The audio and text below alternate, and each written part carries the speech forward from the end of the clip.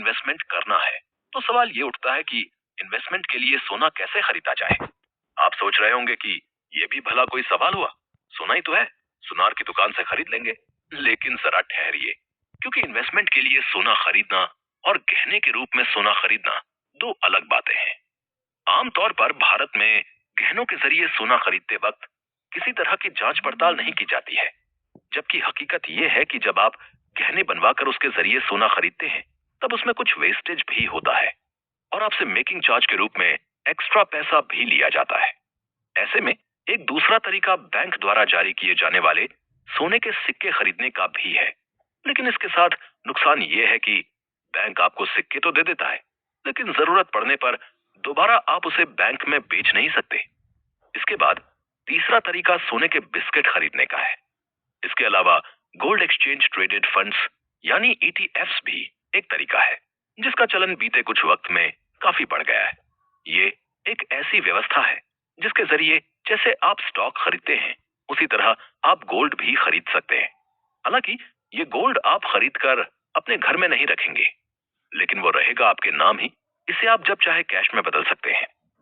इस तरह से सोने में इन्वेस्ट करने पर आपको उसके चोरी होने का भी डर नहीं रहेगा। और तो और गोल्ड एक्सचेंज ट्रेडेड फंड्स पर सरकार टैक्स भी कम चार्ज करती है। ईटीएफ्स के अलावा गोल्ड म्यूचुअल फंड्स भी एक ऐसा ऑप्शन है जिसके जरिए आप गोल्ड में इन्वेस्ट कर सकते हैं और आपको फिजिकल गोल्ड रखने की जरूरत भी नहीं होती। इस तरह के इन्वेस्टमेंट में आप सोना नहीं खरीदते, बल्कि गोल्ड माइनिंग कंपनी में इन्वेस्ट करते हैं। गोल्ड म्यूचुअल फंड आपको मार्केट की मंदी के दौरान नुकसान झेलने से बचाता है। दरअसल इस तरह के इन्वेस्टमेंट की शुरुआत ही इसीलिए हुई थी ताकि जब मार्केट गिरने लगे तब इन्वेस्टर को थोड़ा सहारा मिल सके। हालांकि गोल्ड की कीमत में लगातार आने वाले बदलावों की वजह से इस तरह के इन्वेस्टमेंट के परफॉर्मेंस पर भी असर पड़ सकता है। गोल्ड के ग्लोबल मार्केट में अगर सोने के प्राइस में हल्की सी भी कमी आएगी तो आपको आपके रिटर्न में भी कमी का असर दिखाई देगा। अगर आप गोल्ड म्यूचुअल फंड्स को 8 साल या उससे लंबे वक्त तक खरीदना चाहते हैं तो आपको रिटर्न भी नए गोल्ड प्राइस के हिसाब से दिए जाएंगे। यानी अगर सोने की कीमत मार्केट में बढ़ती है तो गोल्ड ट्रेडेड फंड पर आपको रिटर्न भी उसी मार्केट रेट के हिसाब से दिया जाएगा। इसके अलावा देश भर में तकरीबन सभी बड़े ज्वेलर्स अपने ग्राहकों को गोल्ड स्कीम्स ऑफर करते हैं।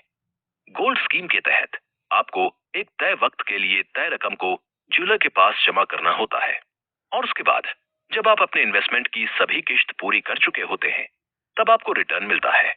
उस रिटर्न को आप चाहे तो पैसों के रूप में ले सकते हैं या फिर उसी ज्वेलर से सोना खरीद सकते हैं। इतना ही नहीं, हर ज्वेलर की गोल्ड स्कीम अलग तरह से काम करती है, इसलिए आपको पहले ज्वेलर से बात करके उसकी गोल्ड स्कीम से जुड़ी हुई सभी बातों को समझ लेना चाहिए और उसके बाद ही अपना पैसा इन्वेस्ट करना चाहिए। डिजिटल गोल्ड नाम का एक और इन्वेस्टमेंट ऑप्शन बहुत तेजी से पॉपुलर होता जा रहा है। जैसा कि इसके नाम से ही पता चलता है, डिजिटल गोल्ड का मतलब है कि आप डिजिटल मोड में गोल्ड खरीद कर रख सकते हैं। अब आप किसी ज्वेलर के पास जाकर 200 रुपए का गोल्ड नहीं खरीद सकते, लेकिन डिजिटल गोल्ड के जरिए आप मिनिमम 1 रुपए का गोल्ड भी खरीद सकते हैं। आप जो भी गोल्ड खरीदेंगे उसे आपके डिजिटल वॉलेट में जमा कर दिया जाएगा, जिसे डिजिटल तरीके से ही बेचकर आप अपने खाते में कैश डिपॉजिट करवा सकते हैं। और आखिर में सॉवरेन गोल्ड बॉन्ड्स नाम से एक इन्वेस्टमेंट ऑप्शन भारतीय रिजर्व बैंक भी देता है। सॉवरेन गोल्ड बॉन्ड्स के जरिए आप सरकार को पैसा चुकाकर उनसे सोने का बॉन्ड खरीद सकते हैं, जिसका इस्तेमाल फिजिकल फॉर्म में सोने के बदले किया जा सकता है।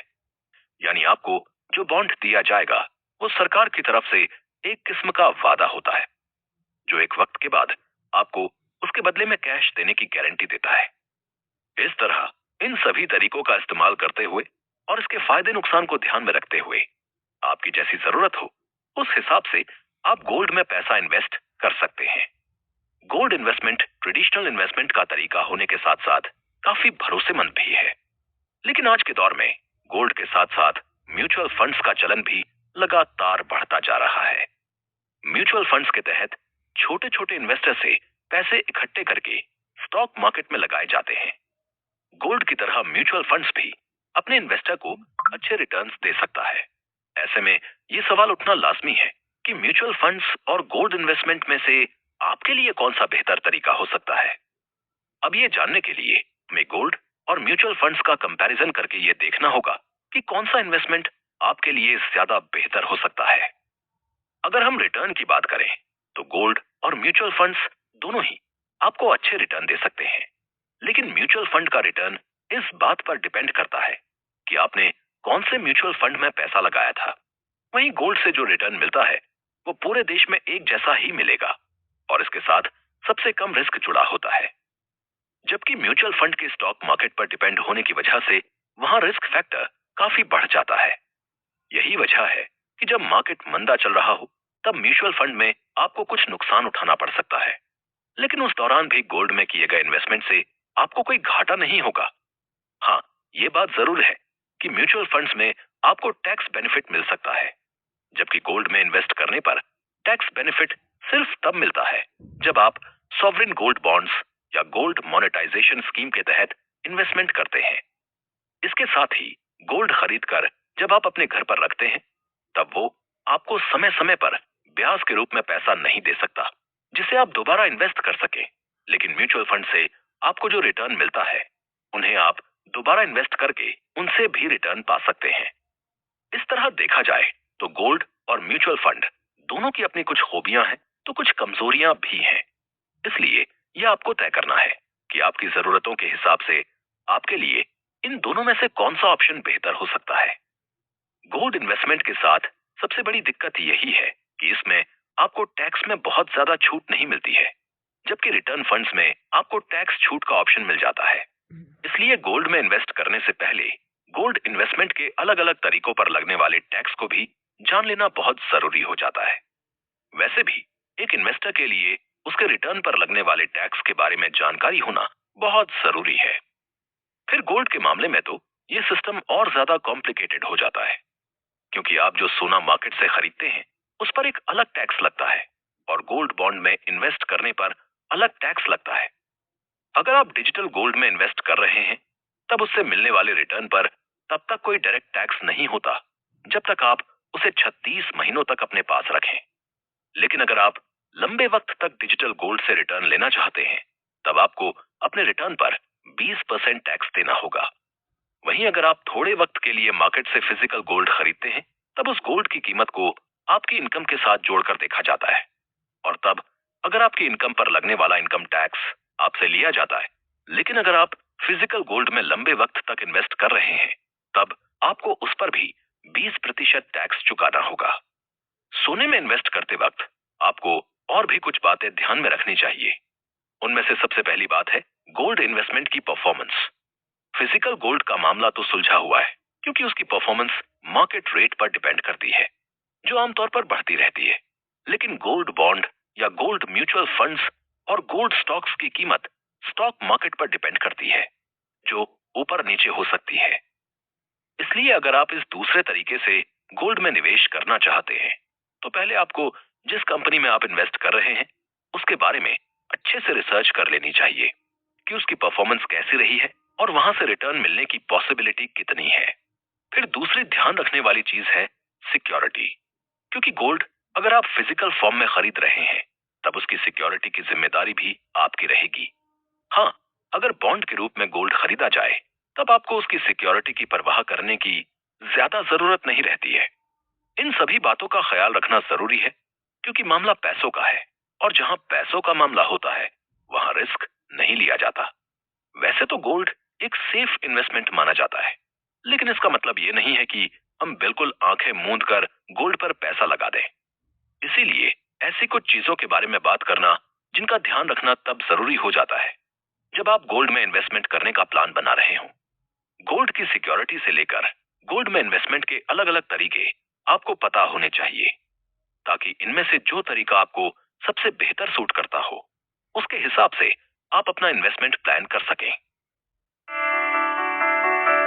अगर दिल्ली जाना है तो टिकट भी दिल्ली का ही लेना पड़ेगा। नमस्कार, मैं हूं अवधेश श्रीवास्तव और हम बात कर रहे हैं रिच डैड पुअर डैड की, जिसे लिखा है रॉबर्ट टी कियोसाकी ने। ये कितना सच है ना कि अगर हमें किसी मंजिल की ओर बढ़ना है तो हमें उसी दिशा की ओर रास्ता तय करना पड़ेगा, सफर करना पड़ेगा, मुश्किलों से जूझना पड़ेगा और तब कहीं जाकर उस मंजिल को हम पा सकते हैं। धन संबंधी जो शिक्षा है उसके बारे में भी कुछ ऐसा ही है। धन कमाना एक अलग बात है, पर उस धन को सही ढंग से संभालना एक अलग कला है। पैसा एक तरह की ताकत है, पर इससे भी बड़ी ताकत है उसे संभाल कर रखने की समझ। पैसा तो आता और जाता रहता है, पर अगर आप ये जानते हैं कि पैसा किस तरह से काम करता है, तो आप ज्यादा ताकतवर हो जाते हैं और आप दौलत कमाना शुरू भी कर देते हैं। देखिए, केवल सकारात्मक सोच से ही समस्या हल नहीं होती है। हाँ, ये जरूर है कि सकारात्मक सोच आपको उस दिशा की ओर बढ़ने की हिम्मत देती है। देखिए ना, ज्यादातर लोग स्कूल में पढ़ते हैं और वहां पर वो कभी ये नहीं सीख पाते कि पैसा काम किस तरह से करता है। इसीलिए वो पैसे के लिए काम करने में अपनी पूरी जिंदगी बर्बाद कर देते हैं। रॉबर्ट टी कियोसाकी कहते हैं कि उनकी ये पैसे से जुड़ी हुई शिक्षा, वित्तीय शिक्षा, जब वो केवल 9 साल के थे तभी शुरू हो गई थी। पर सबसे जरूरी बात ये थी कि उन्होंने जो पहला कदम उठाया था, ये निर्णय लिया था कि उन्हें किसकी बात सुननी है, अपने पुअर डैड की, जो कि बहुत ही पढ़े लिखे हैं पर पैसे को अहमियत नहीं देते, या फिर रिच डैड की बात, जो कि उन्हें उतना ही प्यार करते थे जितना कि उनके पुअर डैड। पर उन्होंने पैसे को कभी छोटा नहीं समझा, और क्योंकि रॉबर्ट टी कियोसाकी सिर्फ 9 साल के थे, तो उनके रिच डैड ने बहुत ही आसान शब्दों में उन्हें वो लेसन्स पढ़ाए, पैसों के बारे में वो लेसन्स सिखाए। जी हाँ, हम किससे सीख रहे हैं, किसकी बात मान रहे हैं और किसे अपना मार्गदर्शक चुन रहे हैं, ये बहुत जरूरी है। क्योंकि जो हमें गाइड कर रहा है, अगर उसका नजरिया ही अलग है, तो वो आपको सही मंजिल की ओर नहीं पहुंचा पाएगा। रॉबर्ट टी कियोसाकी के दोनों ही डैड, रिच डैड और पुअर डैड, उन्हें उतना ही प्यार करते थे, पर सिर्फ नजरिए की वजह से रॉबर्ट टी कियोसाकी ने अपने रिच डैड की बात सुनना प्रेफर किया। रॉबर्ट टी कियोसाकी कहते हैं कि जब तक उनके रिच डैड रहे, उन्होंने पूरे लाइफ में सिर्फ 6 ही लेसन उन्हें सिखाए, और ये 6 लेसन उन्होंने अपनी book rich dad poor dad में लिखी है, जो कि एक बच्चा भी समझ सकता है। सबक नंबर 1, अमीर लोग पैसे के लिए काम नहीं करते।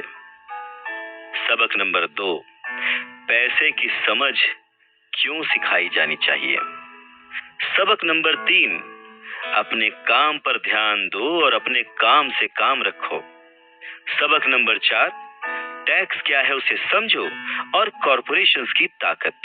सबक नंबर 5, अमीर लोग पैसे को जन्म देते हैं। सबक नंबर 6, पैसे कमाने के लिए काम ना करें, सीखने के लिए काम करें। पिछले एपिसोड तक हमने सोने में इन्वेस्टमेंट करने के फायदों के बारे में चर्चा करते हुए काफी सारी बातें की थी। अब उसके साथ शायद ये जानना भी जरूरी है कि जब महंगाई बढ़ रही हो, तब भी सोने में इन्वेस्ट करना सबसे बेहतर ऑप्शन होता है। ये एक सच है कि भले ही महंगाई यानी इन्फ्लेशन के दौरान स्टॉक मार्केट में आपको नुकसान उठाना पड़ सकता है, लेकिन गोल्ड तब भी आपको अच्छे रिटर्न दिलवा सकता है। जब किसी देश में महंगाई बढ़ती है, तब मार्केट में मंदी आ जाती है, क्योंकि महंगाई की वजह से बहुत सारे लोगों को अपनी नौकरी छोड़नी पड़ सकती है, और तो और लोगों के पास खरीदारी करने के लिए भी पैसा कम होता है। लेकिन यकीन मानिए, यही सबसे बेहतर वक्त होता है गोल्ड में इन्वेस्ट करने का। तो अब इस बात को थोड़ा और गहराई से समझते हैं। किसी भी और तरह के इन्वेस्टमेंट के मुकाबले गोल्ड की वैल्यू बहुत लंबे वक्त तक बनी रहती है। इसी वजह से गोल्ड महंगाई की मार को भी सह जाता है। इसी तरह कोविड-19 के बाद वैसे भी दुनिया भर की इकोनॉमी में मंदी आई हुई है और महंगाई तेज रफ्तार से बढ़ रही है। इसी वजह से लोगों के पास खर्च करने के लिए पैसे बहुत कम है, तो ऐसे में मार्केट से रिटर्न मिलना भी कम हो जाता है। लेकिन तब भी गोल्ड की वैल्यू वैसी की वैसी बनी रहती है।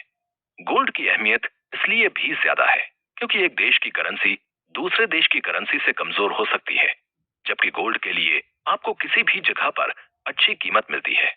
खासकर वो लोग जो अपने रिटायरमेंट की ओर बढ़ रहे हैं, उनके लिए गोल्ड में इन्वेस्ट करना महंगाई के दौर में सबसे बेहतर है, क्योंकि अपनी जिंदगी के इस मुकाम पर वे अपने पैसों के साथ रिस्क नहीं लेना चाहते। गोल्ड और स्टॉक मार्केट में एक ऐसा रिलेशन है कि जब भी स्टॉक मार्केट नीचे गिरता है तब गोल्ड की कीमत ऊपर बढ़ने लगती है। और यही वजह है कि मंदी के दौरान गोल्ड में इन्वेस्ट करना सबसे बेहतर ऑप्शन माना जाता है। अगर हम डेटा की बात करें तो पिछली कुछ सबसे बड़ी स्टॉक मार्केट की मंदियों के दौरान सोने के भाव में गजब का उछाल देखा गया था, जबकि उसी दौरान कई बड़े स्टॉक मार्केट क्रैश हो गए थे। यही हाल साल 2007 की मंदी के वक्त हुआ था, जब सोने की कीमतें लगभग 25% तक बढ़ गई थीं। हालांकि इसका मतलब ये नहीं है कि आपको हमेशा मंदी के दौर में ही गोल्ड में निवेश करना चाहिए। गोल्ड में इन्वेस्ट करने का कोई भी वक्त सबसे अच्छा वक्त ही होता है, लेकिन अगर मार्केट में मंदी चल रही हो तब ऐसे दौर में गोल्ड इन्वेस्टमेंट बाकी सभी तरह के इन्वेस्टमेंट से बेहतर माना जाता है। अब अगर हम भारत की ही बात करें तो यहाँ गोल्ड में निवेश करना एक पुरानी परंपरा रही है, जो हम आज भी आमतौर पर बहुत से घरों में देखते हैं। भारत आज भी ऐसे देशों में आता है जहां दुनिया में सबसे ज्यादा सोना खरीदा जाता है, और ऐसा इसलिए क्योंकि हमारे पुरखे लंबे वक्त से गोल्ड को एक सेफ इन्वेस्टमेंट मानते रहे हैं। लेकिन जैसे जैसे मार्केट में चीजों की मांग बढ़ती है, वैसे ही उनकी कीमतों में भी बढ़ोतरी होती रहती है। भारत में सोने की कीमतों के डेटा पर अगर आप नजर डालें तो पाएंगे कि साल 1964 में 10 ग्राम सोना 63 रुपए 25 पैसे की कीमत पर मिल रहा था। वहीं साल 1980 के आसपास यह आंकड़ा 1000 रुपए को पार कर गया। फिर साल 2007 में जब सोने ने 10,000 रुपए का आंकड़ा पार किया तो उसके बाद फिर रुकने का नाम ही नहीं लिया। आज भारत में सोने की कीमत 50,000 रुपए को पार कर चुकी है। ये आंकड़े साफ बताते हैं कि बीते कुछ सालों में सोने की कीमतों में भारी उछाल देखा गया है। साल 2021 और 2022 के बीच सोने की कीमत करीब करीब 3,000 रुपए प्रति 10 ग्राम बढ़ चुकी है, जबकि इसी दौरान दुनिया में रूस यूक्रेन के युद्ध की वजह से स्टॉक मार्केट में भारी मंदी देखी गई थी। स्टॉक मार्केट में आई मंदी की वजह से दुनिया भर में लोगों ने सोने में इन्वेस्ट करना शुरू कर दिया, और उसी वजह से सोने की कीमतें लगातार बढ़ती चली गई। यही वजह है कि जब भी मार्केट में कोई क्राइसिस होता है तब सोने में इन्वेस्ट करने वाले लोगों को उसका बहुत फायदा होता है। इसी तरह साल 2019 और 2020 के सोने की कीमतों में बहुत ज्यादा फर्क देखा जा सकता है। साल 2019 में जहां सोने की कीमत 35,000 रुपए के आसपास थी, वहीं 2020 में ये बढ़कर 48,000 का आंकड़ा पार कर गई। ये वो दौर था जब कोविड-19 के आने की वजह से स्टॉक मार्केट बुरी तरह कमजोर हो चुका था। साल 2020 के आखिर तक जब कोविड-19 का असर कम हुआ और स्टॉक मार्केट दोबारा ग्रो करने लगा, तो सोने की कीमतों में भी कमी देखी गई। इन आंकड़ों की मदद से ये कंक्लूजन निकालना और भी आसान हो जाता है कि गोल्ड की कीमत और स्टॉक मार्केट का रिश्ता ऐसा है कि एक मजबूत हुआ तो दूसरा अपने आप कमजोर होने लगेगा। भारत में सोने की कीमतों में आने वाले बदलाव के लिए और भी कुछ चीजें जिम्मेदार हैं, जिन पर बात करना जरूरी है। किसी भी सामान की कीमत इस बात पर भी डिपेंड करती है कि मार्केट में उस सामान की मांग कितनी है। अगर किसी सामान की डिमांड मार्केट में बहुत ज्यादा है तो उसकी कीमत भी ज्यादा ही होगी, और अगर किसी सामान की डिमांड कम है तब उसकी कीमत भी कम रहेगी। गोल्ड की कीमत के साथ भी मार्केट का यही नियम काम करता है। भारत में लोग शादी और ऐसे ही दूसरे मौकों पर सोना खरीदना पसंद करते हैं, और इसीलिए सोने की डिमांड में बढ़ोतरी होने के साथ साथ इसकी कीमतों में भी बढ़ोतरी होती रहती है। इसके साथ ही साथ ग्लोबल मार्केट में होने वाली हलचल भी दुनिया भर में सोने की वैल्यू तय करने में अपना रोल निभाती है। दुनिया भर में सोना और उसके जैसे दूसरे प्रेशियस मेटल जैसे कि चांदी और प्लैटिनम को भी इन्वेस्टमेंट के लिहाज से सेफ यानी सुरक्षित माना जाता है, जबकि इसके उलट ऑयल और उसके जैसी दूसरी चीजों में इन्वेस्टमेंट को ज्यादा सेफ नहीं समझा जाता, क्योंकि वो पूरी तरह स्टॉक मार्केट पर डिपेंड होती हैं। यही वजह है कि लोग ग्लोबल लेवल पर भी सोने में निवेश करना पसंद करते हैं और उसकी वैल्यू लगातार बढ़ती रहती है। ग्लोबल लेवल पर होने वाले बदलाव के अलावा भी देश के अंदर जो गवर्नमेंट पॉलिसी काम करती है, उससे भी सोने की कीमत पर काफी असर पड़ता है। देश में होने वाले इकोनॉमिक बदलाव या दूसरे किसी बड़े तरह के बदलाव की वजह से सोने की कीमत में उतार चढ़ाव देखा जा सकता है। सोने की घटती बढ़ती वैल्यू की वजह से आपको उस पर निगरानी रखनी होगी और अपने लिए उसमें इन्वेस्टमेंट करने का सबसे बढ़िया वक्त खोजना होगा। देश और दुनिया में होने वाली कई बड़ी घटनाओं की वजह से जब शेयर मार्केट नीचे गिरता है, तब गोल्ड के प्राइस ऊपर बढ़ते हैं, ये आपको अब पता होना चाहिए। इसलिए दुनिया भर में होने वाली चीजों की जानकारी रखते हुए जब सोने की कीमत कम हो तब आप उसे खरीद लें, और जब वो बढ़ने लगे तब आप उसे बेचकर अच्छा रिटर्न पा सकते हैं। लेकिन इसके अलावा भी सोने को इसलिए खरीदा जाता है ताकि जब आप खुद कोई फाइनेंशियल क्राइसिस झेल रहे हों तब उसे बेचकर आप अपनी हालत सुधार सकें। भारत में जब आप गोल्ड खरीद रहे हो तब कुछ बातों की जानकारी होना बेहद जरूरी होता है। सबसे पहले तो जब आप गोल्ड खरीदने जाएं तब फिजिकल गोल्ड पर हॉलमार्क का निशान जरूर चेक कर लें। हॉलमार्क का निशान होने पर यह इस बात की गारंटी होता है कि आप जो सोना खरीद रहे हैं वो अपनी क्वालिटी में एक बढ़िया प्रोडक्ट है। इसलिए ध्यान रहे कि आप हमेशा हॉलमार्क के निशान वाला गोल्ड खरीदें। साथ ही ये भी ध्यान रखें कि आप जो सोना खरीद रहे हो वो प्योर हो और उसमें बेवजह दूसरे मेटल ना मिलाए गए हों। लेकिन उससे भी ज्यादा जरूरी यह है कि जब आप सोना खरीदने जाएं तब आपको मार्केट की मूवमेंट के बारे में अच्छी जानकारी होनी चाहिए। अगर आपके सोना खरीदने के वक्त मार्केट डाउन चल रहा है तब ये सोना खरीदने का सबसे बेस्ट टाइम है, और जैसे ही उसके बाद मार्केट ऊपर जाए तब आप उस सोने को बेचकर बढ़िया रिटर्न कमा सकते हैं। ये तमाम बातें सोने में इन्वेस्टमेंट करने के दौरान ध्यान में रखे जाने लायक हैं। अगर आप इनमें से हर एक बात को अच्छे से समझ लें और उसी के हिसाब से सोने में इन्वेस्टमेंट करें तो आप अपना नुकसान करवाने से तो बच ही सकते हैं, साथ ही अच्छे रिटर्न पाने का मौका भी मिलता है। अब अगर आप स्टॉक मार्केट में इन्वेस्ट नहीं करना चाहते तो सबसे ट्रेडिशनल तरीका गोल्ड इन्वेस्टमेंट है, जिसकी तरफ आपको अपना रुख करना चाहिए। अमीर लोग पैसे के लिए काम नहीं करते। नमस्कार, मैं हूं अवधेश श्रीवास्तव और हम चर्चा कर रहे हैं रिच डैड पुअर डैड की। ये समझने की कोशिश कर रहे हैं कि आखिर अमीर और अमीर कैसे होता जाता है। रॉबर्ट टी कियोसाकी एक कहानी का जिक्र करते हैं। कहते हैं कि जब वो छोटे थे तो उन्होंने अपने डैडी से पूछा कि डैडी, क्या आप बता सकते हैं कि अमीर कैसे बना जाए। ये सुनकर उनके पुअर डैडी, जो कि एक स्कूल में पढ़ाते थे, उन्होंने कहा कि बेटे, तुम अमीर क्यों बनना चाहते हो। इस पर कियोसाकी कहते हैं कि कुछ बच्चों ने और उनके पेरेंट्स ने उन्हें गरीब कहा। ये सुनकर उनके पुअर डैड सोच में पड़ जाते हैं और फिर उसके बाद उनसे कहते हैं, देखो, अगर तुम अमीर बनना चाहते हो तो तुम्हें पैसे बनाना सीखना चाहिए। इस पर कियोसाकी ने अपने डैड से पूछा, मैं पैसे बनाना किस तरह से सीख सकता हूँ। तो डैड ने जवाब दिया, अपने दिमाग से। और उसके बाद वो अपना चश्मा पहनकर अपना अखबार पढ़ने लग गए, जिसका मतलब ये था कि अब इससे ज्यादा मुझसे और कोई सवाल मत पूछना, क्योंकि मुझे इसके बारे में कुछ नहीं पता। इस बात को कियोसाकी पूरी रात सोचते रहे और अगली सुबह अपने सबसे अच्छे और करीबी दोस्त माइक को अपनी ये बात बताई। उन्होंने माइक से पूछा कि क्या वो ये पैसे बनाने वाले काम में उनके बिजनेस पार्टनर बनेंगे। माइक ने उनसे पूछा, ठीक है, मैं तुम्हारे साथ हूं, पर तुम पैसा कैसे कमाओगे और हमें क्या करना चाहिए। इस पर कियोसाकी ने ठीक वही जवाब जो उनके पिता ने उन्हें दिया था, उनके डैड ने उन्हें दिया था, बता दिया कि भाई, मुझे नहीं पता, लेकिन फिर भी क्या तुम इस काम में मेरे पार्टनर बनना चाहते हो। और फिर दोनों दोस्तों ने एक दूसरे का साथ दिया, बिजनेस पार्टनरशिप पक्की हो गई। कुछ दिन बीते, दिमाग दौड़ाया गया और आखिरकार उनका स्कूल जाना सफल रहा।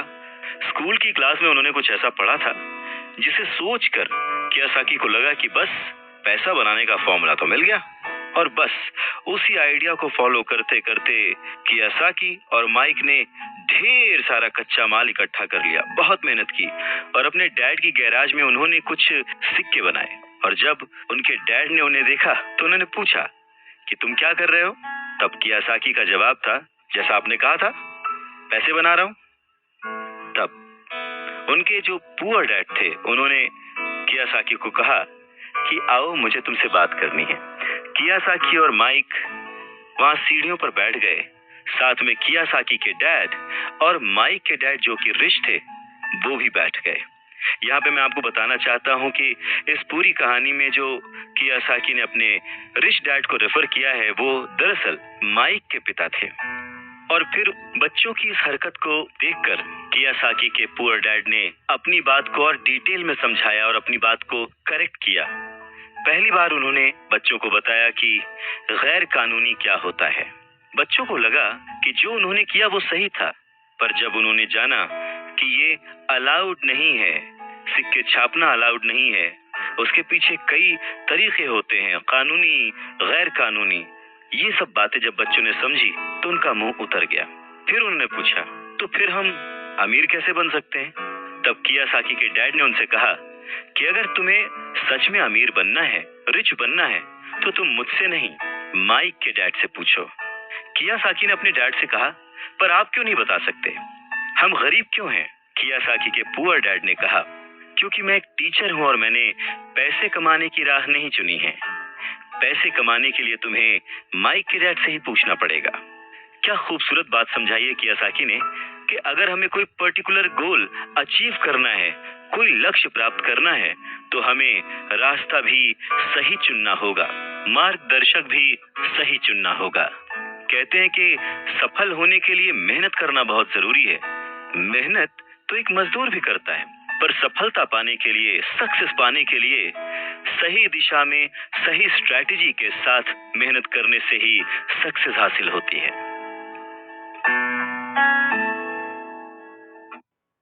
जब हम प्रेशियस मेटल्स की बात करते हैं तो उसमें सिर्फ सोना ही नहीं बल्कि चांदी, प्लैटिनम और डायमंड जैसे दूसरे कीमती मेटल्स भी शामिल हैं। अब पिछले एपिसोड में जहां हमने गोल्ड इन्वेस्टमेंट से जुड़ी चीजों के बारे में चर्चा की, वहीं अब हम सिल्वर इन्वेस्टमेंट की बात करेंगे। सबसे पहले तो आपका यह जानना जरूरी है कि भारत दुनिया के उन देशों में शामिल है जहां सबसे ज्यादा सिल्वर प्रोड्यूस किया जाता है। साल 2018 में हुए वर्ल्ड सिल्वर सर्वे के मुताबिक दुनिया भर में सिल्वर प्रोड्यूस करने वाले देशों में भारत का स्थान 12वां है। ये न सिर्फ सिल्वर को प्रोड्यूस करता है बल्कि ये इसके सबसे बड़े मार्केट्स में से भी है। अगर बात करें एशिया की, तो इस मामले में भारत सबसे पहले नंबर पर है और यहाँ होने वाली सिल्वर की डिमांड के मुताबिक दुनिया भर में इसकी कीमतों पर असर पड़ता है। तो इन बातों से इतना तो साफ हो गया है कि भारत के मार्केट में सिल्वर का कितना बड़ा रोल है। तो चलिए अब हम आते हैं हमारे असली मुद्दे पर, यानी यहाँ पर सिल्वर के इन्वेस्टमेंट में कितना स्कोप है। दरअसल गोल्ड में इन्वेस्ट करना जितना फायदेमंद है उतना ही कीमती भी, और अब हर मिडिल क्लास परिवार के लिए ऐसे कीमती इन्वेस्टमेंट्स करना मुमकिन नहीं है। तो सिल्वर एक ऐसा ऑप्शन है जो मिडिल क्लास इन्वेस्टर के लिए है। जब आप सिल्वर में छोटा इन्वेस्टमेंट करना चाहते हैं, तब सिल्वर कॉइन्स आपके लिए सबसे बेस्ट ऑप्शंस हैं। इसकी सबसे बड़ी वजह यह है कि ये आपको आसानी से मार्केट में मिल जाएंगे, जिन्हें घर पर स्टोर करना आसान होता है। सिल्वर में इन्वेस्ट करने की दूसरी वजह यह भी हो सकती है कि सोना सिर्फ ज्वेलरी बनाने के लिए इस्तेमाल किया जाता है, जबकि इसका इस्तेमाल ज्वेलरी के अलावा और भी बहुत सारे इंडस्ट्रियल कामों में किया जाता है, जैसे कि सोलर पैनल, कंप्यूटर और मोबाइल फोन जैसे कई सारे गैजेट्स में सिल्वर का इस्तेमाल होता है। ऐसे में जाहिर सी बात है कि यहाँ सिल्वर की डिमांड भी लगातार बनी रहेगी। वहीं सिल्वर में इन्वेस्टमेंट भी एक सही प्लान के साथ किया जाना चाहिए, और उसके लिए जरूरी यह है कि हम इससे जुड़े नियमों को अच्छे से समझ लें। अगर आप कहीं नौकरी करते हैं या आपको एक फिक्स्ड सैलरी मिलती है, तो सिल्वर से बेहतर इन्वेस्टमेंट आपके लिए दूसरा कोई नहीं है, क्योंकि इसका दाम बाकी कीमती मेटल से कम होता है। वहीं अगर आप बिजनेस करते हैं और अपनी सारी सेविंग्स इन्वेस्टमेंट में नहीं लगाना चाहते, यदि आप इस तरह की सक्सेस होने की स्टोरी बार बार सुनना चाहते हैं, यदि लगातार सुनना चाहते हैं, तो इस चैनल को प्लीज़ सब्सक्राइब, लाइक और कमेंट करें और अपने दोस्तों से ज़्यादा सब्सक्राइब करें। ये आपका खुद का चैनल है। धन्यवाद।